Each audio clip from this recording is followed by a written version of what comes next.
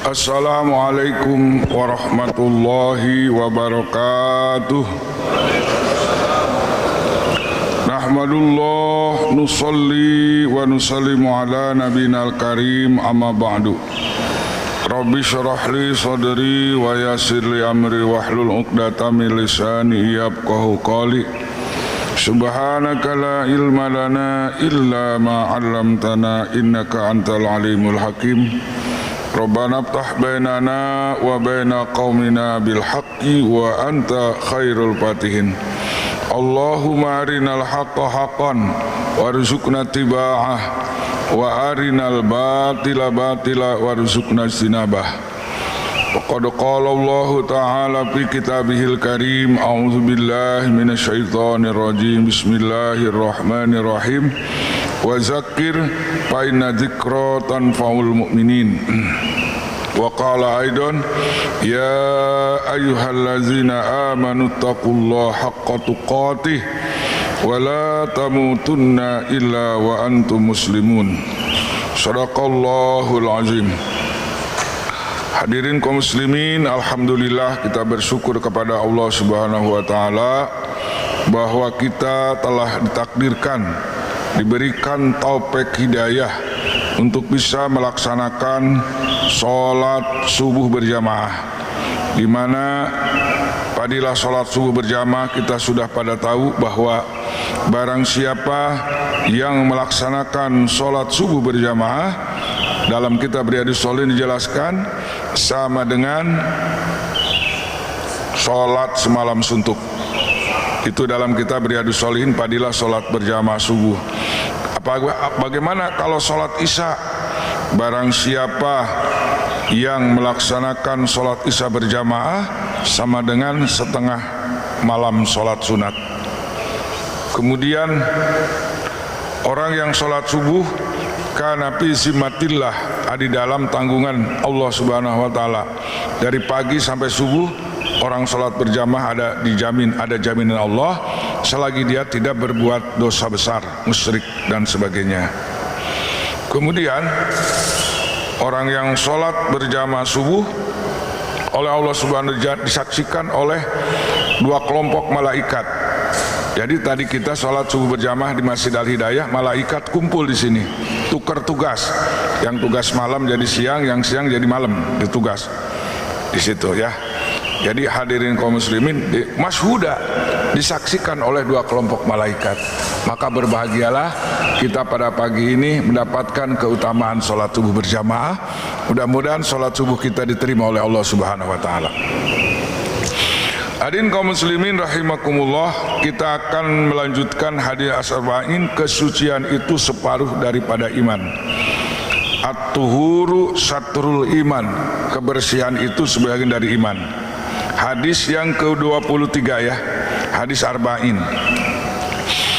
An Abi Malik Al-Harisi ibni Asim Al-Ash'ari radhiyallahu anhu qala Rasulullah sallallahu alaihi wasallam, at-tuhuru syatrul iman, walhamdulillah tamla'ul mizan, wa subhanallah walhamdulillah tamla'u au tamla'ani ma bainas samati wal ard, wassalatu nurun wa sadaqatu nurun, wassadaqatu burhanun wal qur'anu hujjatun laka au alaika, kullu nasi yagdu faba'u nafsahu pamutukaha au mubikuha, rawahu Muslim.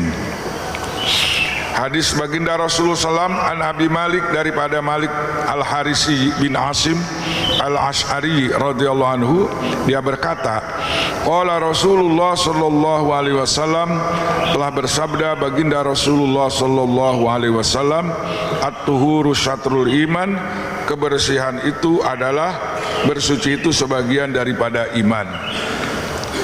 Walhamdulillah, alhamdulillah pahalanya tamlaul mizan, bisa memenuhi timbangan. Kita akan ditimbang nanti di belah kanan belah kiri. Nanti timbang, ketika orang baca alhamdulillah, timbangan itu berat sekali. Wa subhanallah walhamdulillah tamlau, subhanallah walhamdulillah juga bisa memenuhi timbangan lebih dari kapasitas.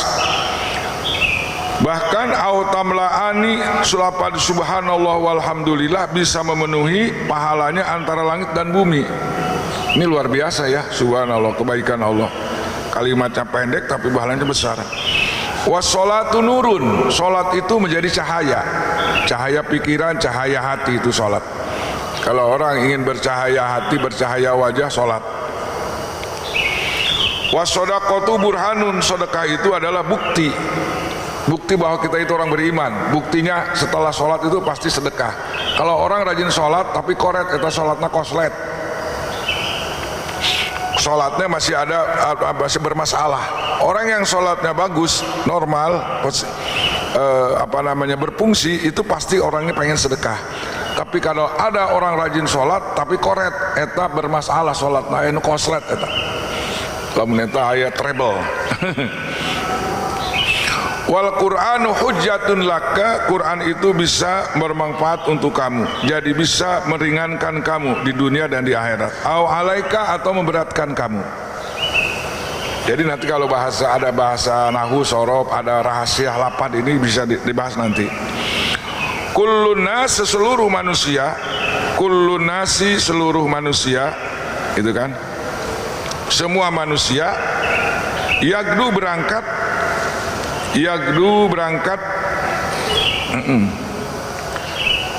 yabi bapabayu nafsahu, maka ada orang yang membebaskan dirinya dari kehinaan dan azab. Faba'i'u nafsahu pamuktikuha, ada orang yang menjual dirinya, mengorbankan dirinya, menjual dirinya, pamuktikuha, ada yang bisa menyelamatkan dirinya, au mubikuha, atau membawa azab Allah Subhanahu wa taala, atau menghancurkan dirinya. Nah, ini judulnya di sini, kesucian itu separuh iman, padahal judulnya banyak. Satu akan membaca toharoh, kedua akan membahas kalimat subhanallah, ketiga membaca kalimat subhanallah alhamdulillah, kemudian akan membahas sholat, 4 ya, nomor kelima akan membahas sedekah, nomor keenam akan bahas Quran. Ini ada 6 pembahasan. Hadirin kaum muslimin, dalam bahasa Arab ada an-nazopah, ada al-toharoh. Kalau an-nazopah itu ada hubungannya dengan fisik saja. Kalau an-nazopah itu minal iman, orang yang suka bersih di rumah itu tandanya orang beriman. Orang yang di depan rumahnya rajin dipel gitunya, setiap hari gitu kan, dibersihkan, piring bersih, kemudian halaman rumah bersih, itu namanya bahasa Arabnya an-nazopah. Hubungan dengan fisik ya, dengan. Tapi kalau at-toharoh itu hubungan dengan lahir batin. At-toharoh, makanya di dalam kitab fikih Fathul Mu'in, dalam kitab takrib itu namanya babut toharoh, bab bebersih. Apa toharoh? Apa? Bebersih wudu. Orang mandi adus, mandi besar, mandi junub, itu namanya toharoh. Hubungannya membasuh badan, tapi bisa berefek kepada positif, bisa melegalkan yang tidak legal, yang tidak sholat, jadi boleh sholat kalau kena wudhu, itu kan. Gara-gara bisa wudhu, bagaimana bisa sholat? Kamu sudah toharoh dulu, sudah wudhu dulu, itu toharoh namanya. Ada hubungan dengan wudhu. Kalau nasopa ini hubungan dengan umum, kebersihan umum, itu pengertian sementara ya, sekilas info. Nah, di sini hadirin kaum muslimin, at-tuhuru syatrul iman. Kebersihan itu daripada sebahagian iman. Jadi, innallaha yuhibbut tawabina wa yuhibbul mutatahhirin. Allah Subhanahu wa taala mencintai orang yang bertobat.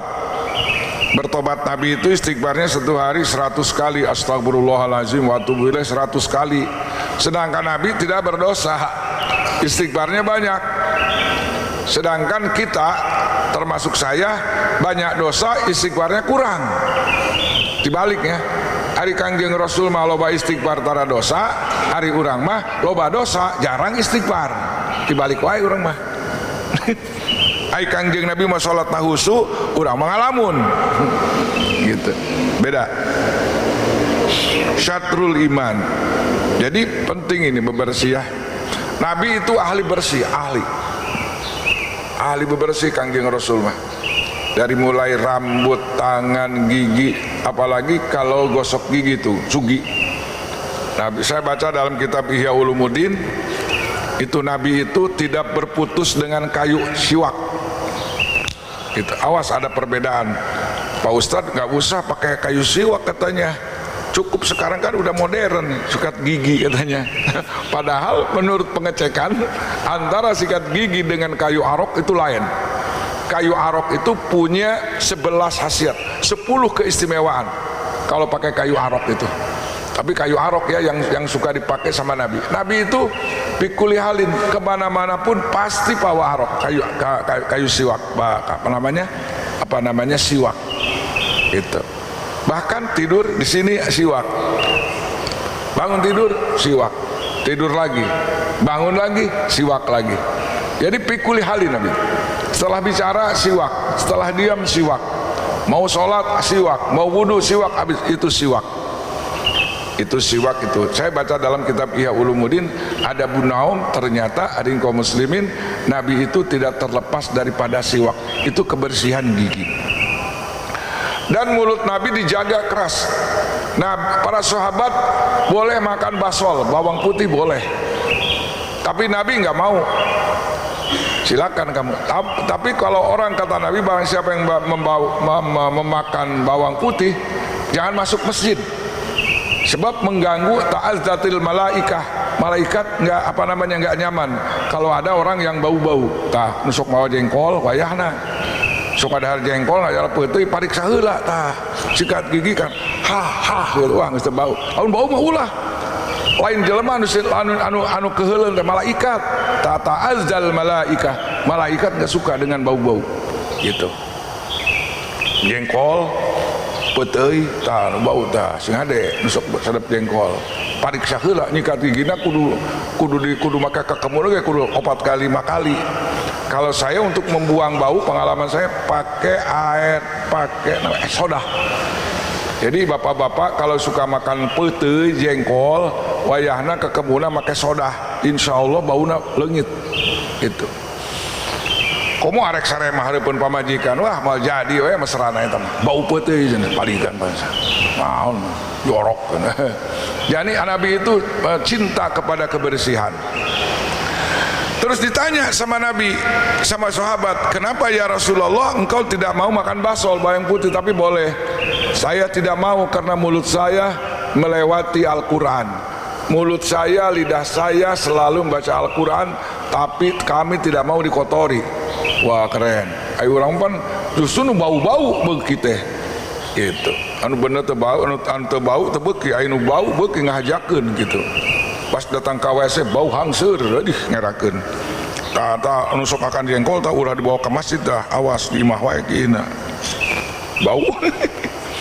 At-tuhuru, maka kata Nabi at-tuhuru satrul iman, kebersihan itu. Ini ada cerita lama tapi sudah dimunculkan di YouTube. Ada seorang mahasiswa, ada seorang namanya tukang apa namanya? Tukang cuci pakaian itu apa namanya? Laundry. Laundry. Dia ada seorang penatu suka bikin laundry, mahasiswa. Di dalam kampus itu Islamnya cuman ada 2, lain selainnya bukan Islam. Dia heran tuh tukang laundry itu. Yang lain kotor, bau, getihan lah macam-macam. Tapi ada 2 mahasiswa yang itunya celana dalamnya bersih, tidak ada kotor sekalipun. Nah ini di dalam sunnah ada kejadian jadi asbab hidayah. Akhirnya si tukang laundry itu nanya, mahasiswa dipanggil sini. Adik-adik sini, ada apa bu? Saya ini ada keanehan buat anda berdua. Keanehan apa? Seluruh mahasiswa yang bukan kalian berdua kotor semuanya, bau semuanya. Tapi anda ini nggak ada bekas-bekas. Karena orang-orang non muslim itu kalau obeh itu lain kucai pakai tisu. Cok empokeun ge, tempo di kapal. Mere tisu urang memang. Urang mah lain maranehanana, urang mah kudu make cai, make tisu. Mana make tisu cukup balangkeun. Kan kalau tisu mah enggak jelas, enggak bakal habis semua. Make sempak pasti bau. Gitu kan? Bau. Kenapa enggak bersih? Nah kemudian itu dua mahasiswa ngomong begini, wah ibu, nggak tahu si bapak atau si ibu asalnya tuh, begini bu, benar. Di dalam Islam itu ada bersuci dari hadas besar, hadas kecil. Kalau umat Islam buang air kecil itu sampai diurut-urut kalau lelaki mah. Kan sunahnya ibu bapak-bapak itu kalau buang air kecil itu harus jongkok, harus dehem-dehem, kemudian barang kita harus diurut-urut, jangan sampai pas sholat kita keluar lagi caranya. Itu Islam itu hebat pak, jongkoknya juga ada, cara buang air kecil itu ada, cara bagaimana jongkoknya pakai ada gitu. Itu Islam sampai di situ ya, ngadehem karena menang sunat eta gitu. Di dalam Islam begitu, pakai air gitu kan. Apalagi kalau ada disunahkan, kalau ada pakai batu dulu 3 kali baru air disunahkan. Akhirnya dia pikir ternyata Islam itu luar biasa, sampai buang air pun ada ajarannya, dan bikin pesona situ sebab akhirnya membaca 2 kalimat syahadat, saya percaya dengan Islam, asyhadu alla ilaha illallah wa asyhadu anna muhammadar rasulullah. Tulis ada lagi orang yang punya pengertian, ada misunderstanding, ada kesalahan paham. Singapura itu orang beriman katanya, walaupun tidak sholat. Kenapa dia bersuci katanya? Pak, kalau di Singapura kan kalau buang kotoran itu didenda pak. Kalau ngerokok di jalan tempat itu, kalau nggak saya berapa puluh juta, puluhan juta itu didenda pak. Gitu. Jadi Singapura itu daerah pajak, kayaknya dengan pajak. Jadi lebih banyak yang salah, banyak duit gitu. Nah jadi kata dia Jepang dan Singapura itu orang-orang beriman. Alasannya at-tahur, bukan itu mah an-nazofah, kebersihan di dalam fisik, di dalam rumah, nggak ada hubungan dengan tuhur ya. Dipuji ada seorang pembaca tafsir ya, saya nggak sebut namanya, udah meninggal dunia di Bandung, sampai menyatakan orang soleh itu orang Jepang katanya. orang Jepang itu orang soleh. Jadi pengertiannya tidak cocok gitu. Jadi adik kaum muslimin, at-tuhuru syatrul iman, sampai orang yang mau sholat bebersih, kemudian itu memang sebagian daripada orang yang beriman. Jadi tapi kalau anazopatu minal iman itu bukan hadis menurut para ulama, tapi namanya peribahasa. Tapi yang jelas hadis di sini at-tuhuru syatrul iman. Ya mudah-mudahan. Dan Allah menyatakan dalam Al-Quran, innallaha yuhibbut tawabin, Allah bersuka cinta kepada orang yang bertobat kepada Allah. Setiap hari Nabi istighfar, atubu ilaih. Kemudian Allah pun jatuh cinta kepada orang yang bersih, yang berseka. Karena ada, tapi jangan dibilang, oh itu si ahli tasawuf, 10 poin tadi pakai. Itu mah lain ahli tasawuf, itu mah tasawuf mikung, itu mah. Untuk lagi yang tara di sikat gigi baju tara di susu, wah itu mah salah, itu mah tasawuf, nah tasawuf pun jahilun. Pak Ustadz, saya akan bertanya sampai di mana pahala alhamdulillah. Di sini Nabi sampaikan riwayat Muslim, walhamdulillah tamlaul mizan. Gara-gara ngucapin alhamdulillah eta urang ditimbang kabelah katu pinuh. Timbangan anu ka hadiah teh pinuh teu mahi. Ganjaran enggak? Ganjaran alhamdulillah. Subhanallah. Bagaimana ditambah subhanallah? Waduh lain deui eta mah. Tamlaani ma bainas sama'i wal ardi. Langit bumi untuk beri pahala alhamdulillah subhanallah moal kuat. Pinuh pahala, penuh dengan pahala subhanallah, penuh dengan pahala alhamdulillah. Bahkan di akhir kitab Sahih Muslim ada 2 kalimat yang enteng dibacanya, kemudian ditimbangnya memberatkan timbangan, Allah jatuh cinta. Coba. Jadi dulu kan orang keur ngora hayang dipakai kabogoh ku kabogoh, hayang dipakai kanya ku mitoha, pengen dipikat cinta ku dunungan. Ada orang begitu. Tapi jarang ada orang begini, Pak Kiai, ada bacaan nggak bagaimana Allah supaya jatuh cinta sama saya? Ada, jarang. Eta mah lolobana budak orang mah kumaha eta supaya bogoh tah. Teureun bogoh nu di pelet, aya peletna pokona mah. Tapi nggak ada Pak Kiai hayang melet Gusti Allah, jarang, can kadenge. Ayo melet Gusti Allah kudu dipelet kumaha supaya jatuh cinta. Subhanallah wa bihamdihi subhanallahil azim. Itu untuk menaruh perhatian bagaimana Allah jatuh cinta. Di mana hadisnya? Di dalam akhir di dalam akhir Riyadhus Shalihin juga ada. Di dalam akhir Sahih Muslim juga ada menjelaskan bagaimana Allah supaya jatuh cinta. Ternyata kalimatnya subhanallah subhanallah wa bihamdihi subhanallahil azim. Tambahannya nanti ada antara antara sholat sunat qobliyah dan subuh, antara sholat qobliyah dan adzan itu ada wiridan lagi, subhanallah wa bihamdihi subhanallahil azim astagfirullah. Jadi subhanallah luar biasa ya. Makanya kita itu habis sholat jangan dulu pergi. Kalau belum baca subhanallah 33, alhamdulillah 33, Allah Akbar 33, la ilaha illallah. Jangan dulu pergi. Sebab itu akan gupirat dunubuhu walau kanat misla zabadul bahri. Orang yang membaca subhanallah 33, alhamdulillah 33, Allahu Akbar 33, la ilaha illallah wahdahu la syarikalah, lahul mulku wa lahul hamdu yuhyi wa yumiit wa huwa ala kulli 100. Gupirat dunubuhu walau kanat misla zabadil bahri. Dia akan diampuni dosanya walaupun dosa sebesar busa ada di laut. Itu para ulama itu dosa-dosa kecil yang bisa menghapus. Dan kenapa kita ada orang di antara sholat subhanallah pakai ini, subhanallah subhanallah subhanallah subhanallah subhanallah. Ternyata ada dalam hadisnya. Ini tangan kita akan bicara, mustanqatatun. Tangan kita yang dipakai hitung tasbih subhanallah alhamdulillah itu akan mustanqatatun, akan menjadi saksi di yaumil kiamah. Kata tangan, ya Allah, malaikat, tanganku dipakai tasbih, tanganku dipakai takbir, tahmid, tanganku dipakai takbir, tanganku dipakai zikir, mustanqatatun. Ada hadisnya. Makanya itu pakai hadis. Nah, tapi ada yang mengatakan kalau tangan kiri jangan, wah katanya tangan kanan aja dibulak-balik jadi 33. Ada itu aturannya ya. Subhanallah. Luar biasa ya.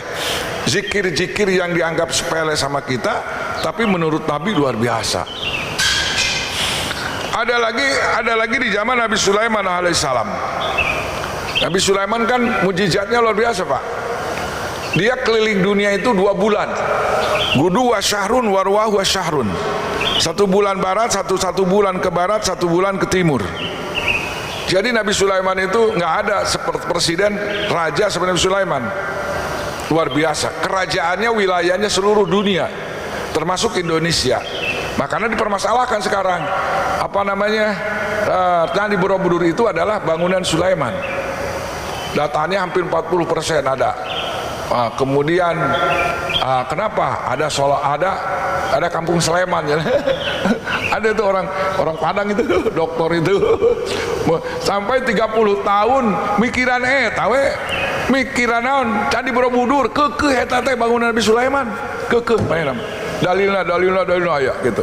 Luar biasa. Nah, Nabi Sulaiman ketika dia di angkasa dibawa oleh angin pakai Al-Ketib, ada seorang petani menengok ke atas. Subhanallah, hebat eta Sulaiman, jadi raja bisa hiber, bisa terbang. Kedengeran sama Nabi Sulaiman. Akhirnya kata Nabi Sulaiman, "Ngin, turun dulu." Oke, turun si angin dah. Dah turun dah. Adalah Al-Quran wasakhara, dan Allah menalukan angin kepada Nabi Sulaiman dan Daud. Turun Nabi Sulaiman, kaget eta orang petani, di luhur kahandap eta Nabi arek naon cenah turun. Cek Nabi Sulaiman, "Assalamualaikum." "Waalaikumsalam." "Ada apa Baginda?" "Aduh saya kaget ini, kenapa?" "Enggak, tadi saat kamu baca apa tadi sampai kedengaran ke atas?" "Aku baca subhanallah." Alangkah hebatnya itu kerajaan Sulaiman. Kata Nabi Sulaiman, Pak tukang tani, tahu nggak kalimat subhanallah nanti di akhirat lebih hebat daripada kerajaan Sulaiman, tahu? Kita mah baca subhanallah ge teh biasa teu nyaho hartina, kadang-kadang tidak tahu apa itu manfaatnya subhanallah. Luar biasa. Ternyata subhanallah ini untuk merespon orang yang mengatakan bahwa ada Tuhan selain Allah. Itu untuk merespon ketika ada kalimat orang yang mengatakan ada sesembahan selain daripada Allah. Itu kalimatnya subhanallah. Dan Allah sendiri yang mengatakan subhanallahi amma yusyrikun. Maha suci Allah dah jauh daripada yang keyakinan orang musyrik. Orang punya anak, punya ibu, punya bapak. Terus ditanya kalau punya ibu berarti punya nenek, kalau punya nenek berarti punya uyut, punya buyut terus. Jadi Allahu Akbar. Subhanallah amma yusyrikun. Jadi kalau ada orang yang mengatakan ada kalimat bahwa ada Tuhan selain Allah, apa responnya? Subhanallah, maha suci Allah. Dan kalimat subhanallah itu kalimat ta'ajub, kalimat mengherankan. Jadi orang Arab kalau ada peristiwa yang aneh-aneh pasti subhanallah, walaupun dia bukan orang Islam, udah gitu. Walaupun penyembah berhala, kalau ada yang aneh subhanallah gitu ngomongnya. Kan banyak non Islam sudah bisa, masya Allah, assalamualaikum, bisa macam Fatihah segala sekarang tukang toko, assalamualaikum, waalaikumsalam, masya Allah, alhamdulillah, padahal bukan Islam. Nah hadirin kaum muslimin, dan tasbih ini luar biasa. Ternyata Allah Subhanahu wa taala memberikan bimbingan kepada Nabi alaihissalam ketika mendapatkan kesulitan tasbih dan tahmid. Coba lihat dalam Al-Quran, walaqad na'lamu annaka yadiku sadrika bima yaqulun. Wahai Muhammad, aku tahu apa yang diucapkan oleh orang-orang musyrik sehingga napasmu sesak, sehingga dadamu sesak daripada orang-orang yang menyakitkan kamu. Maka apa solusinya? Tasbih. Fasabbih bihamdi rabbika wa kum minas sajidin. Muhammad, aku tahu hatimu sedang resah, sedang galau karena kamu setiap hari dicaci maki, gitu kan? Itu dicaci maki, itu kan caci maki orang nggak dibayar nggak? Kalau sekarang kalau menyaci orang itu harus dibayar, namanya ada budget rupiah ya. Kalau dulu mah gratis, mah nggak dibayar juga, nyaci terus sama Nabi. Sekarang dia berani nyaci maki di YouTube karena dibayar, mengorbankan dirinya jadi orang hina. Terus Nabi siang malam disebut jelema gelo, majnun, sahirun, awas tukang sihir dah, gitu. Nabi disebut jelema gelo, tukang sihir, tukang dongeng hoak, gitu kan, dongeng fiktif, asatir lawan itu cerita fiktif. Terus Nabi itu Quran itu bukan wahyu, itu fiktif itu. Masya Allah. Yang paling menyakitkan lagi itu omongan setan, jangan dengerin. Masya Allah. Sehingga Nabi kan, bagaimana ini saudara-saudaraku diajak dakwah, dikasih Quran daling, kalahkah nyebut gelo. Walaqad na'lamu, kata Allah, aku tahu Muhammad, hatimu sedang galau, sempit kamu sekarang. Apa yang diucapkan oleh orang-orang seorang musyrik mengatakan ini. Tapi ada solusinya. Fasabbih bihamdi rabbika wa kum minas sajidin. Tasbih muji Allah, subhanallah wa bihamdihi. Itu doa untuk sesak napas. Kamu orang mesti kuat pusing, geus baca tasbih, dicarekan pemajikan subhanallah wa bihamdihi, subhanallah wa bihamdihi. Nyarekan pemajikan ka urang salah paham segala macam cerewet bukan nggak seurang jawab subhanallah wa bihamdihi subhanallah. Mana macam naon maneh maca jang jawakan lain maca tasbih jeung tahmid supaya naon, supaya ulah nyeri hate. Yang ketiga adalah waku minas sajidin, jadilah ahli sujud. Jadi Nabi itu ahli sujud, bukan ahli sujud sholat. Sholatnya kuat Pak Dedi. Pak Dedi rumahnya di mana di sini? Alhamdulillah, baru tahu sekarang. Baru 4 tahun. Kok baru muncul sekarang kamu? Padang dulu nyalon bupati nggak jadi ya. Jadi hadirin kaum muslimin, subhanallah. Tasbih, tahmid, sujud. Nah jadi bapak-bapak kalau punya urusan problem rumah tangga, problem bisnis, problem apapun, rumah anak, pemajikan, geus eta we. Subhanallah wa bihamdihi dan salat. Tapi sholat itu nggak bisa ngikuti Nabi setiap hari itu, setiap malam Nabi kalau sholat itu 5 juz dalam 1 rakaat. Rakaat pertama itu 5 juz. Rukunya Subhana rabbiyal a'la sama dengan lamanya 5 juz. Ayo, 5 juzan, kuat mal. Mal urang mah. Itu sholat Nabi. Gitu. Sami Allahu liman hamidah hampir sama ruku. Sujudnya hampir sama ruku. Coba bayangin. Robik firlinya sama dengan sujud damanya. Nggak ada yang kuat. Itu ibadah Nabi. Ditegur sama Aisyah. Ya Aisyah, kan engkau sebagai Nabi yang sudah dijamin diampuni dosa yang lalu kan datang. Nabi jawab, apala uhibu abdan an akuna abdan syakuro. Apakah bukankah aku mencintai jadi hamba yang syukur? Jadi mensyukuri nikmat Allah sebagai Nabi akhir zaman, pembela syafaat di akhir zaman, itu syukurannya sholat. Makanya saya punya ahli masjid, sholat, habis sholat. Oh ternyata ini dalilnya ada. Saya punya sahabat di Masjid Munawwarah itu habis sholat isya sholat terus 11 rakaat Senin Kemis. Jadi ada masalah tapi nggak jadi beban, pikiran tegalau gitu. Sebab dijaga pikiran aku Allah. Gitu. Nah setelah itu Nabi diberi ketenangan. Subhanallah wa bihamdihi, subhanallah wa bihamdihi, sholat terus Nabi. Dan target tasbih sholat itu bukan setelah beres masalah eureun jiwiridana. Kalau kita makan, kalau ada masalah baru zikir, beres masalah ditinggalan zikirna. Tidak. Target kata Allah, wa'bud rabbaka hatta ya'tiyakal yakin. Ibadah kamu, berdakwah kamu, zikir kamu sampai datang kematian. Jadi bapak-bapak sekalian, santri-santri sekalian, kita harus punya planning program ibadah kita, sholat 5 waktu, ngaji, dakwah, sedekah. Kita jangan lama-lama Pak, sampai mati saja. Setuju? Setuju? Masa nggak sepahe harek ilu sieun kurang atuh. Wih, memang Allah mah bager, sampai mati saja itu.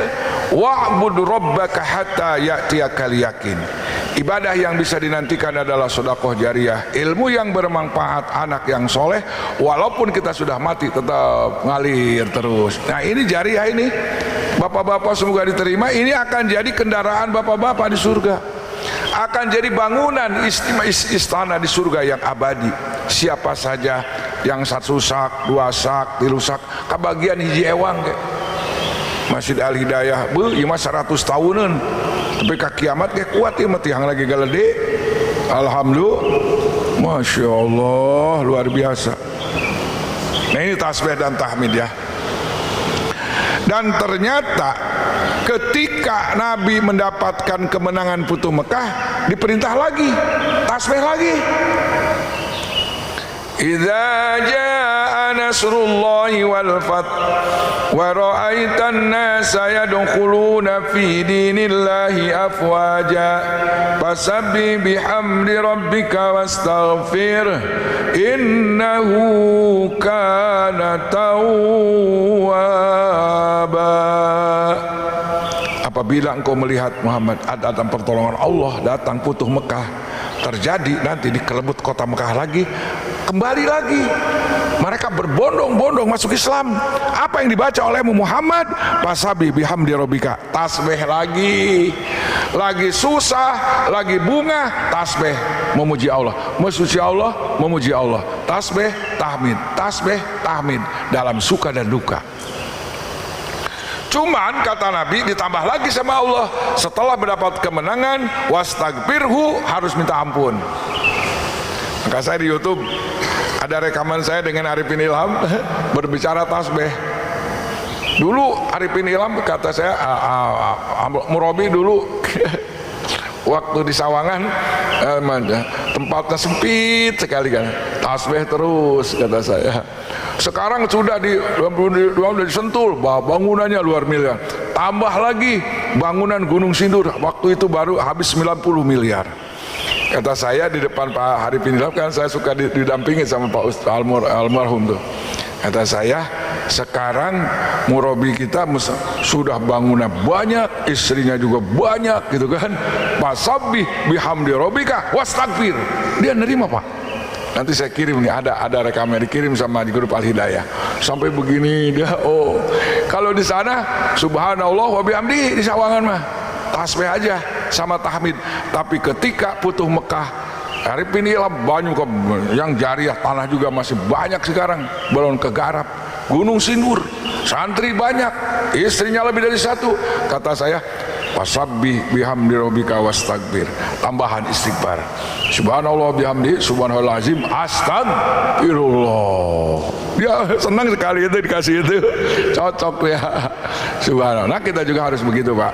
Dalam keadaan suka, subhanallah wa bihamdihi, target ibadah sampai mati. Kemudian ketika kita mendapat kemenangan, rumah sudah punya, anak istri sehat, kehormatan datang, ditambah astagfirullah. Maka Nabi setelah ayat itu datang, sujud dan rukunnya diganti, subhanakallahumma bihamdika astaghfiruka wa atubu ilaik.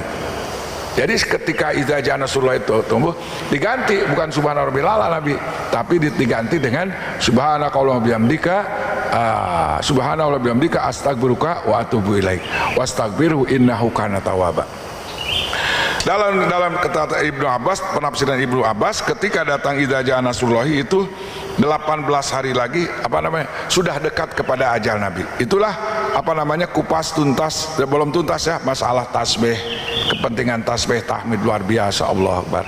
Bahkan Nabi Yunus di dalam perut ikan yang dikomen oleh Allah, falaula annahu kana minal musabbihin lalabisa fi batnihi ila yaumiddin. Kalau seandainya Yunus tidak bertasbih di dalam perut ikan, maka Nabi Yunus meninggalnya di dalam perut sampai hari kiamat kuburannya. Karena membaca tasbih, Nabi Yunus dibebaskan 3 hari, ponis. Apa bacanya? La ilaha illa anta subhanaka inni kuntu minaz zalimin. Jadi bapak-bapak kalau punya problem seperti Nabi Yunus silahkan baca, tapi harus yakin. Kata Allah, wa kadzalika nunjil mu'minin.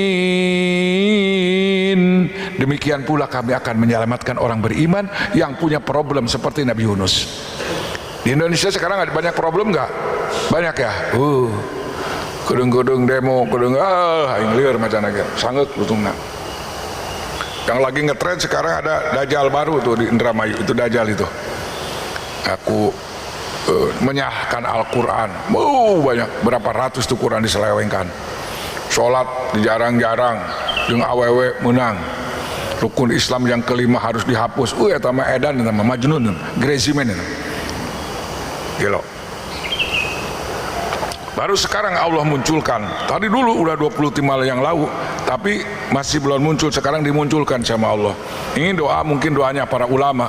Allahumma arinal haqqo haqqon warzuqna tiba'ah wa arinal batila batila warzuqna. Ya Allah, kalau hak perlihatkan, berikan kekuatan. Allah, di Indonesia ini banyak yang batil, perlihatkan itu batil supaya kami bisa menjauhi. Kan bisa disulap, benar jadi salah, salah jadi benar, bohong jadi benar, benar jadi bohong. Liur. Aduh.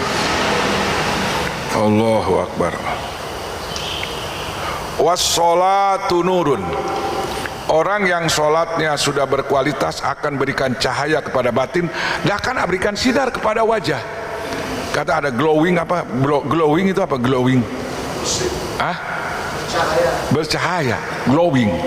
Itu glowing itu, kalau ingin tahu glowing supaya wajah kita disukai oleh istri kita, kenapa istri kita tidak suka wajah kita kulemek? Sholatnya kurang jadi koromod, bapak kunaon jadi jorek itu. Sholatnya kurang, bener dah, kudu benarkan sholatnya. Cedak kata Nabi, wassolatu nurun, sholat itu cahaya. Iyo kanyahoan, nu koromod dah sholatnya kurang bener tah ngalauduna tah. Allahu Akbar. Kunaon eta kiai jalema, ada kiai katanya kalau lihat wajah kiai, aduh redup cahayaan gitu. Oh berarti loba wudu, loba sholat. Bahkan kalau almarhum murabi itu kalau wudunya itu kadang-kadang 20 kali sehari. Bagaimana batalnya? Kalau batal wudu. Kalau udah ngobrol lama-lama, walaupun punya wudu lagi. Dan itu namanya tajdidul wudu. Kan lihat Arifin Hilam almarhum, lihatnya wajahnya sejuk. Ternyata wudu sholatnya luar biasa. Subhanallah, tahajudnya sampai diwajibkan buat beliau. Sholat itu cahaya, cahaya lahir, cahaya pikiran. Orang yang sholat itu akan diberikan mindset, atau berikan feeling yang benar, kemudian pikirannya benar. Kalau pikirannya benar, hatinya benar, ngomongnya juga benar. Bagaimana kalau orang nggak sholat? Jangan-jangan nggak sholat, orang yang ngalalawarakeun sholat, malaikat sholat, itu di bawah ancaman Allah. Wailul lil musallin, cilaka jalma nu sholat, sholatnya yang melalaikan waktu dan bacaan segala macam tidak dianggap penting. Sholat itu bukan sholat yang menjadikan cahaya, sholat yang menjadikan ngebleg-beg bangetnya itu jelema. Hideung sia, sok sholat tapi hideung, sholatna lalawara tengah tilu, sholat lohor. Sholat asar jam 5 setengah genep. Itu ada seorang suami guguru tuh ngomong begini, baru aja gua katanya bapak sholat lohor, sekarang udah asar lagi. Kata isinya, Pak eling Pak, bapak itu sholatnya setengah tilu, nyapugu atuh kana asar deket semengaco wae. Eta nu kitu nu beungeut ngabeleg-beleg dan kitu eta. Oh cahayaan gitu mah ala warakan karena sholat. Nah kemudian sholat itu, dan sholat itu luar biasa. Kalau sholat, inna sholata tanha anil fahsya'i wal munkar, di ujungnya wala zikrullahi akbar, zikir kepada Allah itu lebih besar. Allah yang mengingat seorang hamba itu lebih besar. Siapa yang mendapatkan kebesaran dari Allah? Ketika Allah mengingat sama dia. Fazkuruni azkurkum, berzikirlah kepada aku ini. Itulah manusia yang sedang diingat oleh Allah, zikir yang paling akbar. Jadi ada penafsirnya dua, subhanallah. Dan memang sholat itu untuk mengingat Allah, bukan lain ulah ingat karena imah, ke sholat ingat karena hutang. Ingat pemilu, ingat tim sukses, ingat kasih Anies, Prabowo, ke sholat ingat ka Ganjar. Kumaha cek Allah, wa aqimis sholata lidzikri, sholat lain jang ingat batur, ingat ka aing cek Allah gitu. Tapi eta setan pinter, setan walan, dari mulai wudu sampai sholat itu setan terus ngalaketek terus ngagoda. Ingat ngesreunian kapanggih jeung babaturan sholat, ingat ke bangku sekolah eta urut kabogoh urang enis jadi ini keur sholat ngomong gitu. Subhanallah, ingat kena hutang keur sholat, ingat ke pasar, ingat ke kantor, ingat olahraga keur sholat subuh, ingat pakai training gitu nah jam genep siam aqimi sholat li dzikri, sholat mah inget ka aing cek Allah, lain inget arek lari pagi. Sholat yang olahraga yang berenergi itu sholat gitu. Hadirin kaum muslimin, Imam Ahmad itu usianya sudah tua, itu satu malam kata anaknya 300 rakaat. Zikirnya zikir sholat. Kalau zikir sholat itu Pak, insya Allah Bapak saminggu sholat ulah 100 rakaat, 40 rakaat sholat. Ya teman, dahar mirasa, maaf ya, Andina loyo gagah deui. Jadi merasa tak boleh bejakan ke pamajikan. Itu sholat. Ternyata ini urang-urang itu dalam, kalau tanya sama ahli urang, itu luar biasa. Asal rukunnya sebenarnya laki ya tak mau jadi sama kira modal sama ngiro. Sami Allah liman hamidah. Sujud, antara ruku dengan sujud itu parkulasi darah luar biasa. Urat-urat yang ternyata di dalam telapak kaki kita itu ada 28 saraf. Itu kata. Kemudian dalam batas saraf, ketika kita tahiyat normal, itu tahiyat lintah, dalam lintah, tahiyat awal lintah, itu jadi nih sholat. Kecuali mau ramuan, mau sukuan, mah.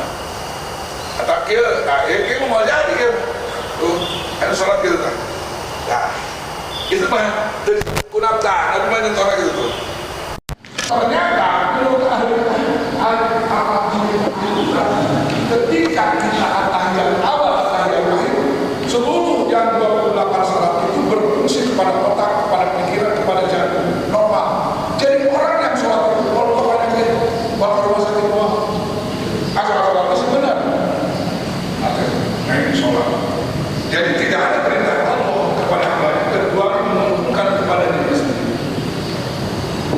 Paham?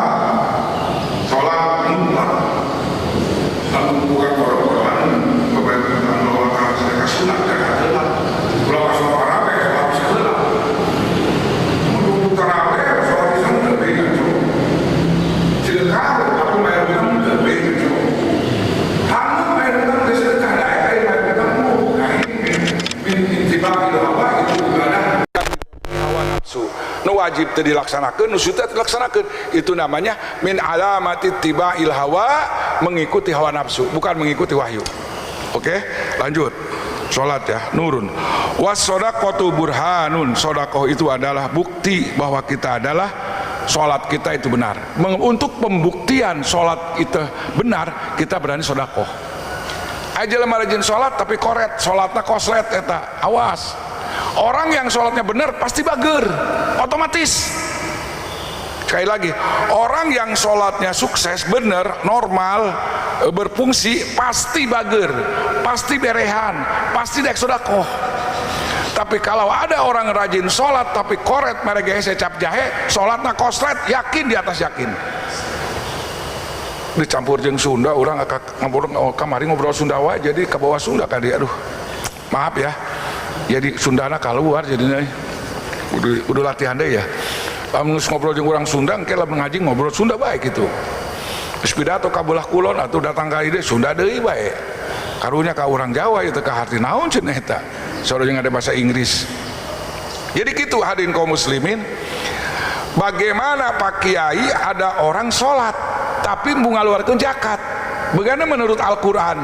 Fawailul lil musyrikin. Celaka orang musyrik. Kita, mindset kita, feeling kita, pikiran kita, orang musyrik itu penyembah berhala. Tapi dalam ayat itu bukan penyembah berhala. Alladzina la yutuna zakat. Orang musyrik adalah orang yang sholat teu daekeun zakat. Ya, rek sedekah we Pak Kiai. Saya puga 10 miliar, 2% kan gede. Mau sedekah aja katanya. Mencit kambing lah. Cek Allah, fawailul lil musyrikin. Kamu termasuk orang musyrik karena enggak mau menunaikan zakat. Maka zaman Abu Bakar mah disikat jelema anu sok salat tapi tara zakat sikat. Dihabisin. Itu zaman Abu Bakar, mani'uz zakat. Jadi antara salat dengan zakat itu relevan, satu nyawa. Wa aqimus salat wa atuz zakat, sedekah. Wal Qur'anu hujjatun laka. Quran itu bisa memberikan manfaat, bisa meringankan nanti persidangan di akhirat. Nanti kita kan disidang sama Allah. Gitu. Aku tajeng Quran, sholat osok, zakat osok, puasa osok, tahajud osok, gitu kan, berjamaah osok. Eta ringan cek Quran dibela ku aing sia. Tapi aja lah masuk baca Quran, sholat lawora, zakat ente, puasa ngan 7 poe, gitu. Munggah haji mung sieun paeh, eta ngaranna wal Qur'anu hujatun laka wa alaika. Alaika, atau yang memberatkan kamu. Nah contoh, ada orang yang ada membaca Quran, dia itu sholatnya lawora, dagangnya ngurangan timbangan,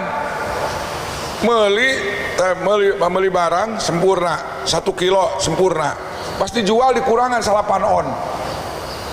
Nah ini yang dikatakan wal Qur'anu alaika, Quran yang memberatkan kamu. Karena kamu baca fawailul lil mutaffifin, celaka orang yang curang. Kemudian apabila dia beli takaran sempurna dijualnya kurang, itu jadi beban tukang dagang di akhiratnya. Orang yang sholat tapi sholatnya salabora, nggak dianggap enteng. Keur sholat biasa teh sholat biasa.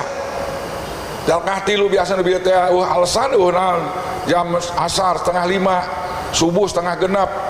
Atau kaberangan ditiir jeung sholat duha, alhamdulillah kiai tak sholat duha padahal kaberangan subuh sia, laju kagok sholat duha kanyahoan kurang. Tah itu mah alaika, Quran yang memberatkan kamu di akhiratnya. Tapi orang yang melaksanakan perintah Quran, menjauhi larangan Quran, itu namanya laka, meringankan beban kamu di akhirat, dibela oleh Al-Quran. Tapi ketika manusia bertentangan dengan Al-Quran, ongkoh Quran dibaca tapi bertentangan dengan kandungannya, alaika, itu bisa memberatkan kamu. Hati-hati, rajin baca Al-Quran, kudu istighfar. bisi loba anu bertentangan jeung urang. Ngomong sekarang musim politik, tidak ada hari kecuali membicarakan orang. Grup pendukung ieu ngagulkeun ieu ngagorengkeun ieu, angkat ieu senggol ieu. Gara-gara munggah haji, oh rame jadi pembicaraan anu ngagorengkeun anu ngadukung. Tah eta ayeuna usum. Tah itu harus dihati-hati ya. Medsos itu ada yang beritanya hoak, ada yang benar. Yang kurang manfaat nggak usah di-share. Kullun nasib yagdu pabai'u nafsahu pamutikuha. Kata Nabi, setiap manusia gitu kan, Allahu Akbar, semua manusia berangkat menjual dirinya. Ada yang mengorbankan dirinya, harta, tenaga, pikirannya, hartanya di jalan Allah untuk masjid, itu kan berangkat. Berangkat usahanya, hasilnya diberangkatkan untuk fakir, miskin, yatim, piatu, itu namanya famutikuha, pengorbanannya akan menyelamatkan dia, membebaskan dari api neraka. Ada lagi yang berkorban waktu 24 jam, harta, tenaga, pikiran untuk menghancurkan agama, itu namanya aumubikuha. Dia berkorban harta, tenaga, pikiran bukan untuk mendapat keselamatan, justru untuk mendapatkan kehinaan. Maka kita setiap saat harus bersyukur, ya Allah, alhamdulillah saya sudah syahadat, alhamdulillah bisa sholat, ya Allah, alhamdulillah bisa berjamaah, ya Allah, alhamdulillah saya bisa sholat tahajud, ya Allah, alhamdulillah saya ikut gabung bersedekah di Masjid Al-Hidayah, ya Allah, alhamdulillah saya diberi kekuatan untuk ikut ngaji, ya Allah, hamdan kasiron. Banyak hari ini dia pagi-pagi lari pagi kuat, sholat subuh nggak kuat, KTP-nya Islam, can asup ke masjid, lalu asup KTP masjidnya, KTP asup ke masjid, tak bisa, yang jalan mana anu ke masjid tanpa KTP yang di dunia wungkul. Nah makanya kita harus bersyukur kepada Allah, syukur-syukuran kasiron, Allah memberikan, menjawab cita-cita kampung apa ini BCP ya? BCP, BCC ya?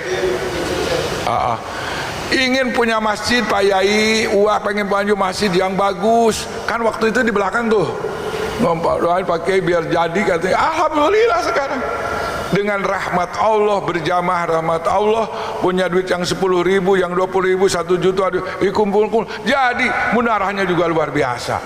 Tempat-tempat jauh kan, itu munarah Al-Hidayah, hebat, luar biasa. Itu namanya famutikuha, kita berangkat dari rumah punya pikiran untuk masjid, dan masjid ini adalah rumahnya orang muslimin, al masjidu baitum, dan saya yakin masjid ini usisa ala taqwa, yang didasari dengan takwa. Sudah itu belum? Berapa menit lagi? 5 menit lagi. Nah jadi gitu bapak-bapak, jangan sampai ada masjid di Madinah itu ada masjid, ada 4, satu masjid namanya 4 Pak. Satu Diror, kedua Tafrikun, wa Kufrun, wa Irsodan. Masjidnya satu namanya 4, hebat nggak? Masjidnya satu namanya 4. Siapa yang beri nama? Allah. Walladzina ittakhadhu masjidan diraron wa kufran wa tafriqan bainal mu'minina wa irsadan liman haraballahu wa rasulah. Orang-orang munafik bikin masjid, dikasih nama sama Allah, satu diror, bikin diror itu artinya membuat resah masyarakat yang tadinya aman gak nyaman. Coba bayangin Pak, di sini ada masjid, depan bikin masjid lagi, itu ngong adan, bingung tuh, kagok. Itu orang ke sholat ke karak adan, alhamdulillah kacau, diror itu namanya, bukan mendapatkan sambutan baik. Setelah diror nanti watap prikon, pecah belah. Jadi maksudnya orang munafik bikin masjid itu supaya pecah belah umat Islam di masjid Nabi, supaya yang dekat masjid dia bisa nyimbang di situ. Jadi ada dua jamaah. Itu munafik pinter, sampai bikin masjid untuk menghancurkan Islam. Coba bayangin, di Indramayu aya masjid, akhirnya bingung, aya lagu Yahudi segala gitu. Rukun Islam yang kelima hapus. Tanah suci adalah ada di Jawa, di Indonesia, di Jawa Barat, Indramayu, tanah suci. Kurang teh dirohor wataprikon, pemecah belah. Tapi kuat eta dan kebal hukum, kayak kumaha kalau mau dicabut beres ngagoler teh budak. irsodan wa diron wa taprikon wa kupron. Memang dia dasarnya bukan iman, wa kupron untuk mengkafiri, bahwa dia bikin masjid bukan untuk beriman, untuk tidak beriman, wa kupron. Wa taprikon bainal mu'minin, misi yang ketiga adalah untuk memecah belah umat Islam. Jadi kalau ada masjid kira-kira berapa meter apanya areanya itu harus ditanya dulu, harus punya kesepakatan. Itu ada di Bandung, ya Allah, di masjid kan barangan 100 meter. Atuh eta Jumat teh, itakullah, wih rame di Roron, pecah belah. Makanya ada di satu kampung, di kampung mana nggak tahu, ada orang bikin masjid, ada masjid, ada bikin lagi di situ, dikontrakan di tempat perumahan, itu dikepung, dia rempung, Paledogahan. Itu masjid apa namanya? Di Roron, wa tafrikon, wa kupron, wa irsodan. Ya, yang keempat namanya kata Nabi itu masjid untuk memata-matai, untuk mendeteksi berapa kekuatan Islam yang asli dan berapa kekuatan Islam yang jadi munafik. Pada zaman Rasul orang munafik itu ada 300 orang. Rahasia ini dikasih sama Hudzaifah. Ini dokumen rahasia yang sahabat lain nggak tahu, cuman kamu yang tahu. Ini jumlah orang munafik di Madinah. Jadi ya kasih tahu. Kalau Hudzaifah tahu, oh si eta munafik, sok sholat tapi munafik. Ketika berbicara itu Umar datang sama Hudzaifah. Ya Hudzaifah, colong cek saya jadi munafik nggak kan? Umar, tolong periksa saya orang munafik atau orang beriman. Pada waktu kata Hudzaifah, dari mulai itu aku tidak mau menjawab, katanya. Tidak mau kata mengatakan jumlahnya 300. Yang tahu Sahih Bukhari ada Hudzaifah. Nah, orang munafik itu di zaman Rasul sampai berani bikin masjid. Nah, kembali hadirin kaum muslimin kepada pembicaraan kita, ya. Satu, kita mudah-mudahan kita jadi orang at-tuhur. Kemudian kita ahli tasbih, ahli tahmid, kemudian sholat kita kualitasnya ditingkatkan, sedekah kita jangan ditinggalkan, walaupun kita belum wajib zakat tetap kita harus sedekah semampunya. Kemudian bermohon kepada Allah, sukain doa Allahumma arhamna bil Quran waj'alhu lana, Allahumma arhamna bil Quran, terus waj'alhu lana imaman wa nuron wa huda wa rahmah, Allahumma zakirna minhu ma nusina wa alimna minhu ma jahilna warzuqna tilawatahu ana al-laili wa atrapan nahar waj'alhu lana hujatan ya rabbal alamin. Hujatan lana hujatan, lain alaina. Ya Allah, jadikan Al-Quran, Allah marhamna, ya Allah berikan rahmat dengan bersebab Al-Quran, dengan baca Al-Quran rahmat Allah datang. Waj'aluna imaman wa nuran, jadikanlah pedoman kami, ya Allah. Quran itu pedoman kami, konsep kami, way of life, jalan satu-satunya adalah Al-Quran, gitu kan. Wa nuran, jadikan cahaya, gara-gara baca Quran jadi cahayaan, lain poek. Baca Quran bingung, aduh, eta mah Quranan teu nyambung, teu nyetrum, eta mah teu connect. Wahudan, Al-Quran jadi petunjuk. Nuran wahudan warahmah. Allahumma zakirna, Allahumma zakirni, boleh kalau sorangan zakirni. Ya Allah berikan ingat ketika aku lupa. Wa alimni ma jahiltu, berikan ilmu yang aku belum tahu. Wa alimnya. Warzuqni tilawatahu ana alal atrafan nahar, berikan kekuatan kami untuk baca Quran siang dan malam. Waj'alu hujatan, dan janganlah Al-Quran meringankan aku nanti di akhirat, jangan menjadikan beban. Demikian, mudah-mudahan ada manfaatnya. Subhanallah, subhanakallahumma bihamdika, asyhadu an la ilaha illa anta astaghfiruka wa atubu ilaik. Mohon maaf. Assalamualaikum warahmatullahi wabarakatuh.